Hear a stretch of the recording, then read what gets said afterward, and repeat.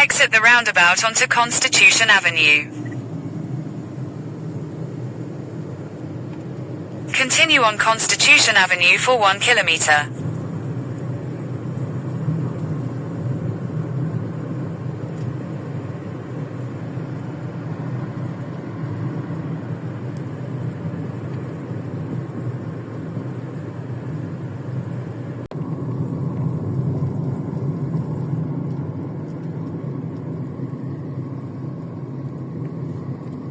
In 200 meters, turn left.